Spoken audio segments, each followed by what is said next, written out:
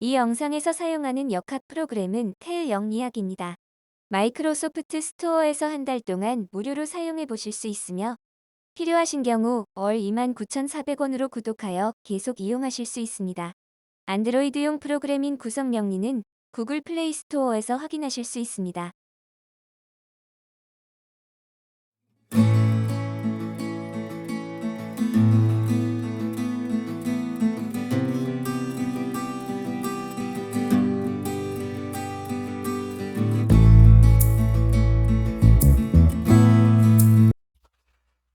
안녕하세요. 오늘은 1년의 시작 지점에 대해서 한 말씀 드릴까 합니다. 자주 해석을 하다 보면은 예전부터 1월생들인 경우에 입증 기준으로 해서 잘 안 맞는 부분이 많이 생겨서 동지 기준으로 해서 동지세 순서를 주장하는 분들이 많이 계시고 지금 또 그걸 사용하는 분들도 계시겠죠. 저는 1년의 시작 지점을 소환으로 봅니다. 자의 하늘이 열리고 축에 땅이 열리고 이내 생명이 태어난다 했습니다. 중국의 고도 왕조에서도 왕조마다 1년의 시작 지점을 다르게 썼지요. 여기 보면은 옛날에 그 하나라 시절에는 그 인을 시작 지점으로 썼고요. 상나라죠, 은나라. 그때는 소환인 축을 1년의 기준점으로 사용했고, 주나라 시절에는 동지인 자를 1년의 시작 지점으로 사용했습니다. 그러다가 이제 한무제 때 역법을 다시 이제 편찬하면서 입증 기준으로 사용하고 있는데, 농사를 짓는 거는 입증 기준 한번 정확하지요. 땅에서 태어난 생명의 기준이니까.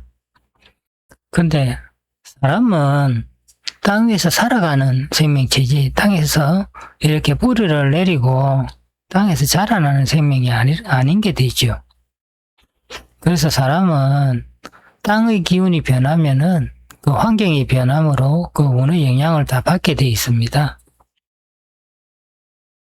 오랜 세월 동안 이 역학을 연구하고 하면서 물론 뭐 논리는 여러 가지 이렇게 주장을 할 수가 있는데 사주를 이렇게 놓고도 보고 저렇게 놓고도 보고 이제 이런 경우를 통해 가지고 검증을 많이 하다 보면은 역시 소환이 맞구나 하는 걸 알게 됩니다.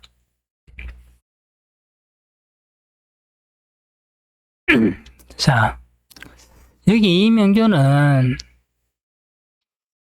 입춘으로 했을 적에는 병신의 신축에 병신의 개사가 됩니다. 양력 1월 24일생이거든요. 남자인데 이분이 47세 개미년의 뇌물을 받고 48세 가시년에 구속이 되었다고 합니다.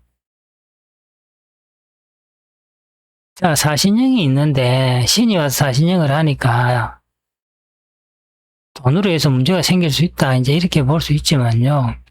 중요한 거는 대운입니다, 이게. 이분이 44세에서 53세 병호대운은 이 재성이 이렇게 국을 이뤄가지고 최다신약인 모습이 되어 있을 적에는 이때는 특비리제가 됩니다. 이게 병호대운에 주변인들과 이렇게 합심을 해서 돈을 많이 벌 수 있는 그런 시기가 되지요. 그리고 이제 대운이 병호대운 되면은 이렇게 화기가 강해지기 때문에 사신형을 하더라도 이게 시끄러움은 있을지언정 인생이 날아가러 가는 떨어지는 그런 것까지는 이야기하기가 좀 어렵다고 봅니다. 자, 소환으로 바꿔보겠습니다. 소환하면은 명조가 정유년, 신축월, 병신일, 개사시가 됩니다. 대운은 병신대운이 되고요. 자, 이렇게 되면은 전형적인 제자신양 명조가 병신대운에 비견편제가 와서 이렇게 사신형을 하는데 또 갑신년에 또 사신형을 또 하잖아요. 이제 이렇게 되면은 병화 뿌리가 완전히 사라지니까 쇠물로 인해서 모든 것이 이렇게 마감이 되는 나락으로 떨어지는 그런 기운이 분명히 다 드러나는 거지요, 이게. 이렇게 양력 일일생들 보시거든. 명조를 이렇게 연주를 바꾸고 대운을 반대로 적어서 한번 살펴보십시오. 살펴보면은 내 말이 맞다 이런 걸 아실 겁니다. 어저께도 전화가 왔는데 타로 카드를 사무실에 가서 살 수 있냐 그래서 오시라 했더니만은 이분이 이제 서울에서 오신 분인데 오자마자 하시는 말이 자기가 일월생인데 하늘으로 해서 이래 바꿔놓고 보니까 자기 살아온 게 맞더라는 거죠. 그래서 그래 이제 그분이 이제 여기 오게 된 것도 이분도 영업을 하는데 부산에 왔다가 그 지인이 저 서면에 영업을 하는 것 같아요. 그래 그 지인한테서 이제 이야기를 듣고 내 사무실까지 왔더라고요. 와서 그 타로 카드를 10개를 사가 가시길래 내가 하나를 더 드렸습니다. 그러면서 이제 이런 부분에 대해서 이제 간단히 설명을 좀 드렸거든요. 1년의 시작 지점이 동지나 아니냐 이거 했을 적에 보면은 옛날에도 보면은 이런 것 때문에 상당히 논쟁이 많이 있었다 이런 것 같더라고요. 그 이제 미루 짐작할 수 있는 게 역학하는 분들이면 다 알지요. 소홍소광절, 관매역수, 역수하신 분이죠. 그리고 황극경세설을 또 하시고 아주 유명한 분인데 그분이 지은 한시 중에 동지를 노래한 동지음이라는 시가 있습니다. 역학계에는 이게 지금 많이 안 알려졌는데 내가 그래도 한 2, 3년 전부터 이제 여기저기 이야기를 해서 지금은 좀 알려졌는데 한시 하는 데서는 이 시가 굉장히 유명합니다. 그래서 나름으로 막 이렇게 해석을 해놓은 것도 많이 봤는데 역학을 하는 내 입장에서 봤을 적에 그 해석하는 게 나름으로 조금 차이가 좀 있더라고요. 시가 이렇습니다.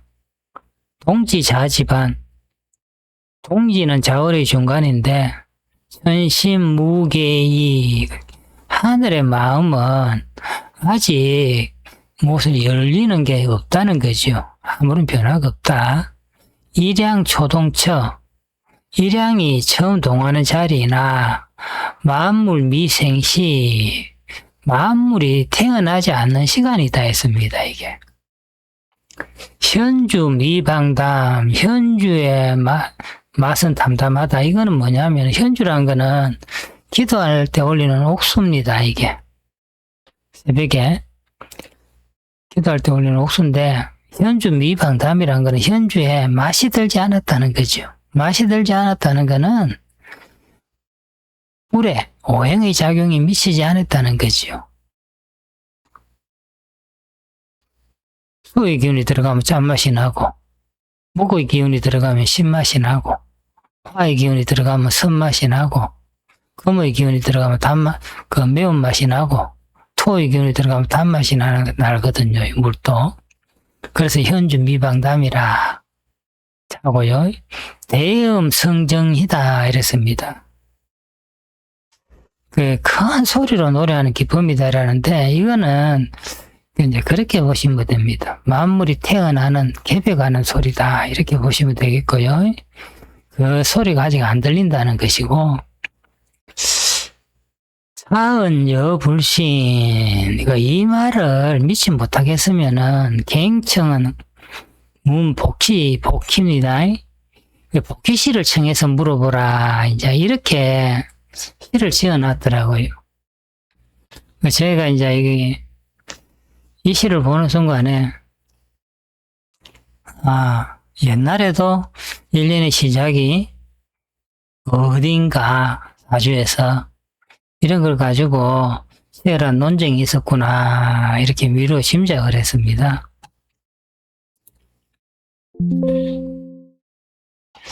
자, 그래서 제가 조금 미련한 데가 있습니다.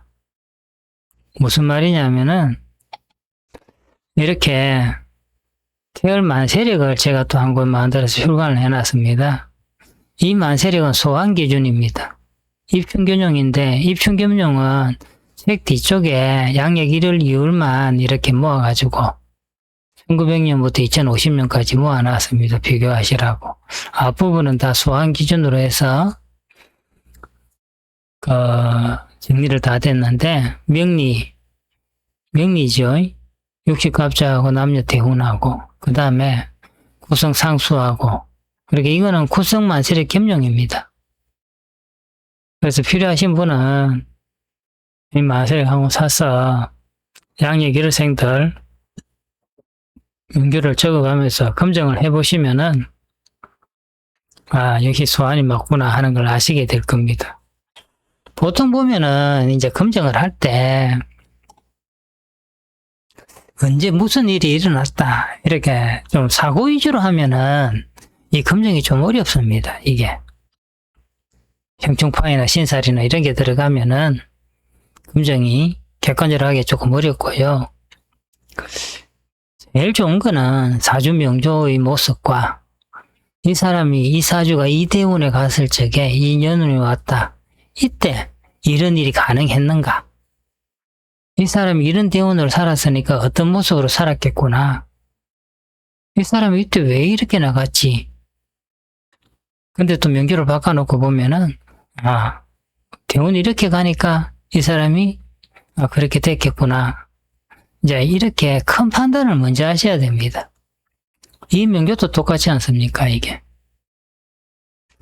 지지가 추구리 죽음에 신금까지 있어가지고 전형적인 제다신약의 명조죠. 병신일주니까. 근데 이 사신형이다 이러면은 죄로 인해서 형사할 경우 따라다니는 이야기인데 이게 정유일주 요때는 병신년이면은 사신형을 하면은 병화에 뿌리고 완전히 뽑히잖아요.